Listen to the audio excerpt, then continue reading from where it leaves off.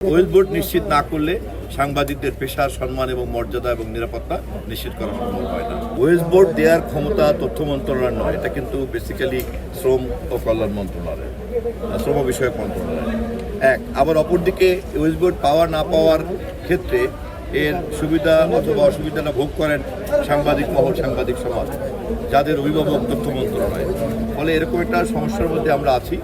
তবে আমি এ ব্যাপারে দৃঢ় প্রতিজ্ঞ যে ওয়েলথ বোর্ড সংক্রান্ত সমস্যার সমাধান অবশ্যই করতে হবে, কারণ ওয়েলথ বোর্ড নিশ্চিত না করলে সাংবাদিকদের পেশার সম্মান এবং মর্যাদা এবং নিরাপত্তা নিশ্চিত করা সম্ভব হয় না। মরহুমা নেত্রী, আমাদের মাতৃতুল্য মজলুম জননেত্রী বেগম খালেদা জিয়া, আপনারা জানেন তার স্মৃতির স্পর্শ রয়েছে এই বগুড়া টেলিভিশন উপকেন্দ্র নির্মাণ করার ক্ষেত্রে।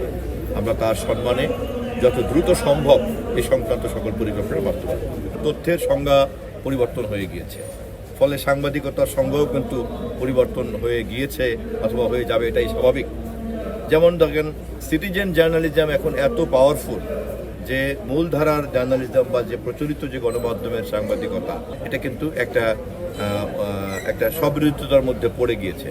ফলে এই পরিস্থিতিতে আমাদেরকে একটা নতুন সংজ্ঞা নির্ধারণ করে নতুন পদ্ধতি নির্ধারণ করতে হবে। তবে আমি ব্যক্তিগতভাবে মনে করি যে সাংবাদিকতা চর্চার ক্ষেত্রে যেহেতু এখন নানান রকম কম্পার্টমেন্ট তৈরি হয়েছে, আমরা সেই কম্পার্টমেন্টগুলিকে যদি আলাদা আলাদাভাবে চর্চা করি, তাহলে প্রত্যেকের কম্পার্টমেন্টে জার্নালিজম চর্চা করবেন এবং সেটার জন্য যথাযথ মর্যাদা পাবেন।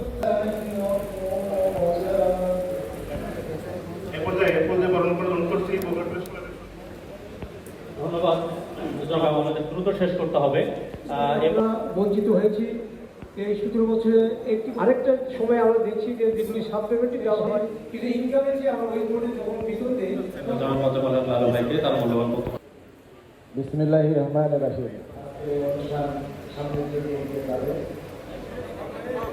মোহাম্মদ ফিরদৌসুর রহমান, মাহফুজুল ইসলাম, পিতা মোহাম্মদ আবুল হোসেন মন্ডল, মোহাম্মদ শরীফুল ইসলাম।